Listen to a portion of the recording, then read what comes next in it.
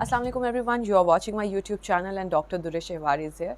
आज हम जिस मौजू पे बात करने जा रहे हैं it's about gall bladder treatment. Gall bladder पे मैंने पिछली अपनी एक वीडियो में उसकी anatomical position and physiological action पे बात की थी, लेकिन आज की इस वीडियो बनाने का मकसद है कि हम उसके जो डिसऑर्डर से मुतल्लिक थोड़ी सी इन्फॉर्मेशन है और उसकी जो कॉजेशंस हैं उस पर बात कर लें और उसके ट्रीटमेंट पे बात कर लें। सो गॉल ब्लैडर से मुतालिक दो ऐसे डिसऑर्डर्स हैं जो कि बड़े मेनली डिस्कस किए जाते हैं। The number one is cholecystitis and cholelithiasis, जिसमें गॉल ब्लैडर की इन्फ्लामेशन हो जाती है, एंड सेकंड इज़ के जिसे गॉल स्टोन्स कहते हैं। तो अगर इसके रीज़न्स पे हम देख लें तो रीज़न्स इसके पीछे क्या हो सकती हैं, मैंने लास्ट वीडियो में भी थोड़ा सा डिस्कस किया था कि अगर बहुत ज़्यादा एक्चुअली हमारे जो लिवर का काम है वो बाइल प्रोड्यूस करना होता है और गॉल ब्लैडर में वो सब स्टोर हो रहा होता है। एंड व्हाट इफ़ कि अगर हमारा जो लिवर है वो कोलेस्ट्रॉल जो है वो बहुत ज़्यादा बना रहा है और वो फिर एट द एंड क्या कर रहा है कि वो हमारे गॉल ब्लैडर में स्टोर हो रहा है वहाँ पे कोलेस्ट्रॉल, जबकि बाइल का काम भी है कोलेस्ट्रॉल को डिज़ोल्व करना, लेकिन अगर शुरू से बनता ही ज़्यादा आ रहा है तो क्या होगा कि वहाँ पर क्रिस्टलाइजेशन होगी और क्रिस्टलाइज होने के बाद जो फॉर्म वो स्टोन्स बन जाते हैं वो भी कोलेस्ट्रॉल पैटर्न के ही होंगे। तो इसीलिए कहते हैं कि जब गॉल स्टोन को स्टडी किया जाता है कि उसका आखिर जो पीछे बेस है वो क्या है, तो वो कोलेस्ट्रॉल स्टोन्स भी होते हैं, कुछ पिगमेंटेड स्टोन्स भी होते हैं, उसकी एक अलग है। सो पिगमेंटेड स्टोन्स की बात करें और उसकी अगर हम हिस्ट्री पे देखें तो उसका मतलब होता है कि अगर लिवर बिलिरुबिन ज़्यादा बना रहा है तो एट द एंड क्या होगा कि बाइल जो वहाँ पे क्रिस्टलाइज होना शुरू हो जाएगा हमारे गॉल ब्लैडर में, तो उसका जो करैक्टर होगा उन स्टोन्स का वो पिगमेंटेड होगा, क्योंकि बिलिरुबिन का जो कलर है वो येलो होता है और इस वजह से वो क्या होते हैं कि वो येलो, डार्क येलोइश और ब्लैकिश फॉर्म में वो पिगमेंटेड स्टोन्स होते हैं। तो ये तो थी कि किस तरह से लिवर से आने वाली चीज़ें जो हैं वो गॉल ब्लैडर को अफेक्ट कर रही होती हैं। तो जो रूट कॉज है वो ऑफ कोर्स वो लिवर ही है। तो लिवर अगर ठीक होगा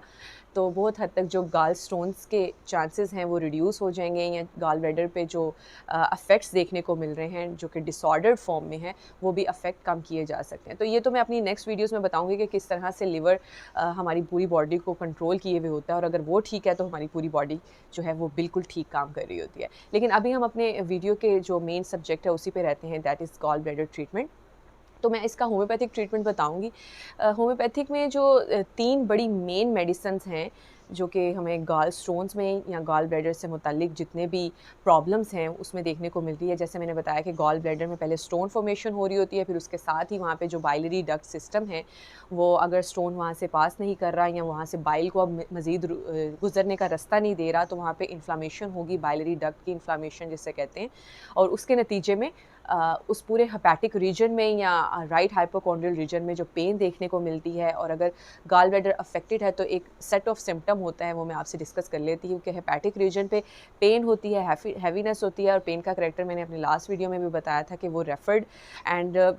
रेडिएटिंग पेन होती है जो कि पीछे बैक की तरफ जाती है और मिड ऑफ द शोल्डर को भी अफेक्ट कर रही होती है, वहाँ पे भी स्कैपुला के दरमियान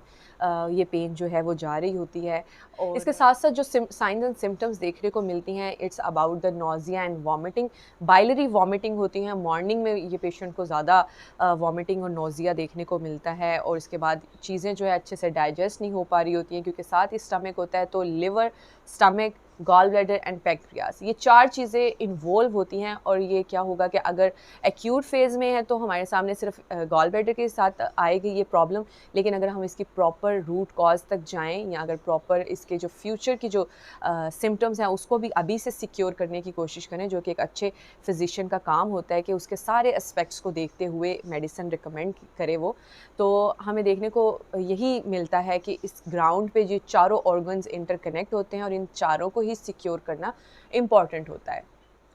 तो मैं इसके साइंस एंड सिम्टम्स पे बात कर रही थी, तो इसमें जो नोजिया एंड वॉमिटिंग देखा जाता है, आपका डायरिया एंड कॉन्स्टिपेशन जो है वो अल्टरनेट करके आता है। सेकंड ये कि आपका जो कलर है स्किन का वो भी चेंज होना शुरू हो जाता है, वो जी येलोइश होना शुरू हो जाता है, और स्टूल कलर भी चेंज होता है, और वॉमिटिंग होती है, और पेन सबसे मेन करैक्टर है वो। अब मैं उसके रिस्क फैक्टर्स पे बात कर लेती हूँ कि वुमेन में स्पेशली इसके जो टेंडेंसी है गॉल स्टोन्स की वो ज़्यादा देखी जाती है जब वो ओवर 40 एज में जाती हैं, या ऐसी ख़वातीन जिनमें फैमिली हिस्ट्री है गॉल स्टोन्स की, या जिनमें डायबिटिक हिस्ट्री देखी जा रही है वो, या फिर जिनका जो फ़ैट इनटेक है वो बहुत ज़्यादा है। तो ये वो कुछ फैक्टर्स हैं जिसकी बेस पे हम डायग्नोज़ भी बना सकते हैं कि यस जो केस है वो गाल स्टोन्स का ही है या इनमें इस फैमिली में ये टेंडेंसी है या क्योंकि ये सारा का सारा जो मामला है वो हाइपर कोलेस्ट्रॉल का है। अगर आपकी बॉडी में कोलेस्ट्रॉल लेवल ज़्यादा है, क्योंकि होता क्या है कि आप फूड के थ्रू भी कोलेस्ट्रॉल ले रहे हो, अगर लिवर में कोई मसला है वो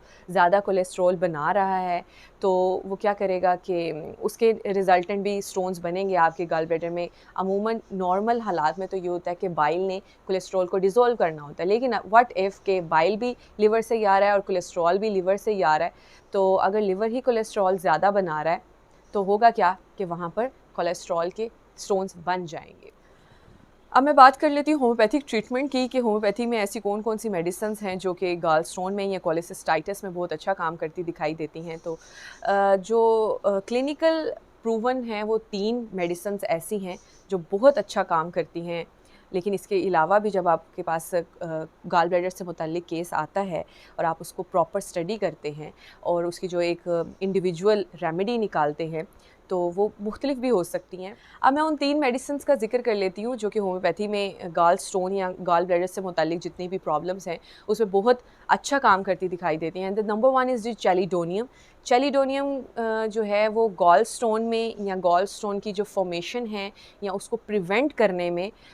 बहुत अच्छा काम करती है और हेड रेमेडी भी समझी जाती है। और अगर इसका मैं करैक्टर देख लूँ तो जी हाइपोकॉन्ड्रियल रीजन में बहुत ज़्यादा दर्द होता है जो कि हेपेटिक रीजन भी बन रहा होता है एक्चुअली, वहाँ पे पेन देखी जाती है। मॉर्निंग में बाइलरी वॉमिटिंग देखी जाती है, नौजिया रहता है और उसकी ये नौजिया और वॉमिटिंग से मुताल्लिक जो उसकी सिम्टम्स हैं वो मॉर्निंग में वर्स होती हैं। और जो पेन मैंने आपको बताया कि हाइपोकॉन्ड्रियल रीजन में रहता है, हैवीनेस वहाँ पे पेशेंट फील करता है और वो हैवीनेस और पेन का जो करैक्टर है वो वर्स हो जाता है जब वो अपनी अफेक्टेड साइड पे लेटता है या फिर राइट साइड पे लेटता है। And the next remedy is chionanthus वर्जिनिसा।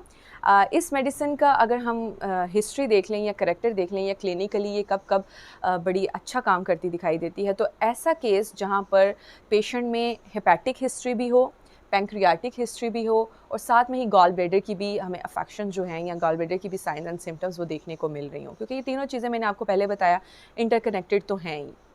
तो ऐसी हिस्ट्री बनाता हुआ केस जिसमें ये तीनों चीज़ें इन्वॉल्व हों और लिवर अफेक्शन की वजह से जो पेशेंट है उसका कलर जो है वो येलो हो और उसका जो स्टूल का कलर है वो क्ले कलर्ड का स्टूल हो। अगर जब हिस्ट्री पूछते हैं तो हमें सब कुछ उससे मुतल्लिक जो है केस से मुतल्लिक सब कुछ पूछना होता है और उसकी बेस पे ही हम रेमेडी सेलेक्ट कर रहे होते हैं। तो ऐसे पेशेंट का जो यूरिन कलर्ड होता है वो ऑलमोस्ट ब्लैक होता है, मतलब इसका मतलब है कि लिवर से इतना ज़्यादा बिलिरुबिन बन रहा है और वो आगे वो उस तरह से काम नहीं कर रहा और वो जब उसकी एक्सक्रीशन होती है बॉडी से बाहर तो यूरिन के थ्रू यूरिन का कलर भी इतना येलो होता है और इतना ऑलमोस्ट ब्लैक होता है बिलिरुबिन की प्रेजेंस की वजह से। तो ऐसे केस में हम शियोनांथस एडवाइस कर सकते हैं और उसके जो पेशेंट के हाइपोकॉन्ड्रियल रीजन में बहुत ज़्यादा हैवीनेस फील होती है, तो ऐसे केस में हम शियोनांथस एडवाइस करेंगे तो वो बहुत अच्छा काम करती दिखाई देगी। And the next remedy is cholesterin. Cholesterin जी उन केसेस में जैसे इसके नाम से पता चल रहा है इट्स होम्योपैथिक रेमेडी और इसके नाम से पता चल रहा है कि बॉडी में जब कोलेस्ट्रॉल लेवल बहुत ज़्यादा हो जाता है, साथ में लिवर से मुताल्लिक भी हमें हिस्ट्री देखने को मिल रही होती है और उसकी वजह से जैसे कि लिवर जब प्रॉपर काम नहीं कर रहा होता और वर्कलोड पड़ रहा होता है गॉल ब्लैडर पे और गॉल ब्लैडर फिर फाइनली क्या करेगा कि वहाँ पे गॉल स्टोन्स बनाना शुरू कर देगा। और अगर लिवर की वजह से गॉल स्टोन बन रहे हैं और बड़ा क्रॉनिक केस है इन्फ्लामेशन का या फिर हेपेटिक रीजन पे प्रॉब्लम का, तो हम उस केस में कोलेस्ट्रीन एडवाइस कर सकते हैं जो कि बड़े अच्छा काम करती है और ये क्या करती है कि मज़ीद गॉल स्टोन बनाने से भी रोकती है और जो हैं ऑलरेडी वहाँ पर उसको एक्सपेल करने में भी हेल्प कर रही होती है। और यहाँ पर हेपेटिक रीजन में इसका अगर करैक्टर देखें तो हेपेटिक रीजन में बर्निंग पेन होती है, साथ में बाइलरी वॉमिटिंग होती है, नौजिया होता है और मॉर्निंग में जो ये सारे इसके जो प्रॉब्लम हैं वो भी ज़्यादा हो रहे होते हैं। जो फ़ैट जो है वो अच्छे से डाइजेस्ट नहीं कर पा रहा होता है ऐसा इंसान। तो ऐसे केस में हम एडवाइस कर सकते हैं कोलेस्ट्रीन क्या, वो साथ साथ क्या करेगा कि आपका जो गॉल ब्लैडर से मुतालिक जो साइन एंड सिम्टम है उसको तो इम्प्रूव करेगा ही करेगा, लेकिन वो लिवर की एक्टिविटी को भी कंट्रोल करता है और लिवर की एक्टिविटी को भी इन्हांस करता है कि वो नॉर्मल फंक्शन प्ले करे और वहाँ पे जो कोलेस्ट्रॉल है उसकी जो जितनी मिकदार उसको बनानी चाहिए या जितनी बॉडी को ज़रूरत है वो सिर्फ उतना ही फंक्शन प्ले करे, एक्स्ट्रा कोलेस्ट्रॉल ना बनाए। तो ये तो वो 3 होम्योपैथिक रेमेडीज़ थी जो कि मेनली गॉल ब्लैडर से मुतालिक जो साइंस एंड सिम्टम्स है उसको कवर करती नज़र आती है। लेकिन जब हम क्लिनिकली हमारे पास पेशेंट आता है, हम उसका टोटलिटी ऑफ सिम्टम बनाते हैं तो हमें और भी होम्योपैथिक रेमेडीज़ जो हैं वो काम करती नज़र आती हैं और उसकी जो इंडिविजुअलाइज़ करते हैं केस को, तो और भी होम्योपैथिक रेमेडीज़ जो हैं वो रिपर्टराइज़ करने के बाद केस को वो निकलती हैं, जिसमें कल्केरिया काप भी आ जाती है, कार्डस मैरिनस भी आ जाती है, बर्बरस वल्गैरस भी बहुत अच्छा काम करती नज़र आती है। लेकिन of course I would recommend कि कभी भी सेल्फ मेडिकेशन ना कीजिए, हमेशा केस को इंडिविजुअलाइज़ कीजिए और जो भी मेडिसिन निकल रही होती है वो एडवाइस करें according to the set of symptom. Well next मैं इसको डिस्कस कर लेती हूँ कि गॉल स्टोन फॉर्मेशन जो है वो ओवरनाइट मसला नहीं है कि एकदम से हो गया, इसके पीछे हमेशा एक हिस्ट्री होती है। तो जब वो हम हिस्ट्री को नहीं देखते या हम जब बिल्कुल स्टार्ट में मसला होता है उसको नहीं देखते या वहाँ से इग्नोर कर देते हैं, जैसे कि बिल्कुल स्टार्ट में हमें तब ही इंडिकेशंस मिलना शुरू हो जाती हैं कि देयर इज़ समथिंग प्रॉब्लम, जब पेशेंट जो है वो फ़ैट जब इनटेक करता है या ऐसी चीज़ें जिसमें फ़ैट ज़्यादा होता है वो जब खाता है तो वो डाइजेस्ट नहीं कर पाता, वो वॉमिटिंग और नोज़िया वो बार बार वो शिकायत करता है ऐसा पेशेंट कि उसे कुछ चीज़ें हैं वो जो डाइजेस्ट नहीं कर पाता या उसके बाद उसे इस तरह का एक सेट ऑफ सिम्टम जो है वो देखने को मिलता है। सेकंड वो ये बताता है कि जी मेरा जो यूरिन कलर है वो भी चेंज हो रहा है, मुझे अल्टरनेट सूरत में जो कॉन्स्टिपेशन या डायरिया जो है वो देखने को मिल रहा है। तो ये वो सिम्टम है जहाँ पे उसको वहीं पे हमें एड्रेस कर लेना चाहिए, वरना क्या होता है कि वो कुछ महीने के बाद जो है आपके सेम लाइफस्टाइल अगर आप उसी को फॉलो कर रहे हैं या उस पर भी कोई काम नहीं कर रहे कि कुछ हद तक आपकी चीज़ें कंट्रोल हो जाएं, अगर आपका लाइफस्टाइल भी वैसा ही है तो वो क्या करेगा, फाइनली गॉल स्टोन की सूरत में एकदम से सामने आएगा। तो मैं वही बता रही हूँ कि आपको लग रहा होता है कि वो एकदम से शायद गॉल स्टोन की फॉर्मेशन हो गई है, लेकिन इसके पीछे एक प्रॉपर हिस्ट्री होती है। तो होम्योपैथी क्या करती है, वो जो आपकी जो नोटिसेबल या वो वाली सिम्टम्स जो अभी इतनी रिकॉर्डेबल भी नहीं है, तो वहाँ उसको भी एड्रेस करने की उसमें सलाहियत है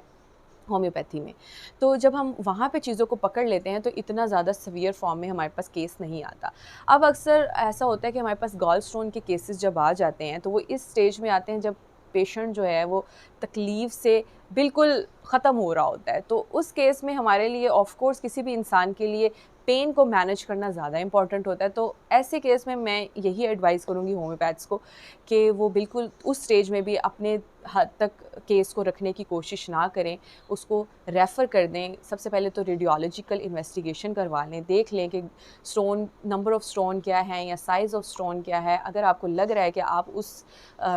स्टेज पे भी केस को होल्ड कर सकते हैं तो कीजिए, वरना आप उसको, क्योंकि फाइनली जो रिज़ल्ट है वो जो फाइनली हमारे पास सोल्यूशन बच जाता है वो सर्जरी भी बच जाता है। वो क्या करते हैं, जो वहाँ से गॉल ब्लैडर रिमूव कर देते हैं और जो बाइल डक्ट है वो डायरेक्ट वहाँ से जो आती होती है, जो बाइल ने आना है आपके लिवर से, उसकी जो ड्रेनेज है वो डायरेक्ट आपके जो स्मॉल इंटेस्टाइन का फर्स्ट पार्ट है, that is about the duodenum, वहाँ पे वो उसकी कनेक्शन कर देते हैं और फिर क्या करता है, लिवर से जो डायरेक्ट अब जो बाइल है वो ड्रेन हो रहा होता है आपके ड्यूडिनम में। पहले तो वो वहाँ पे स्टोर होता था और फूड के मुताबिक उसने वहाँ पे वो बाइल को रिलीज़ करना होता था, लेकिन अब क्या होता है कि लिवर जो डायरेक्ट बाइल बना रहा होता है वो डायरेक्ट ड्यूडिनम में ड्रेन हो रहा होता है। तो ये होता है जी कॉलिसिस्टेक्टमी में, जहाँ पे वो गॉल ब्लैडर रिमूव कर देते हैं। लेकिन इसके बाद कुछ ख़ास तो फ़र्क नहीं पड़ता आपकी बॉडी के फंक्शन में या कोलेस्ट्रॉल को डिज़ोल्व करने में, लेकिन ये होता है कि पेशेंट को बाद में बहुत हद तक डायरिया ही फेस करने को मिलता है। Hope this video will help you out to get to know more about the health conditions. Just keep watching this channel and keep supporting me by giving a kind feedback. Thank you so much for watching this.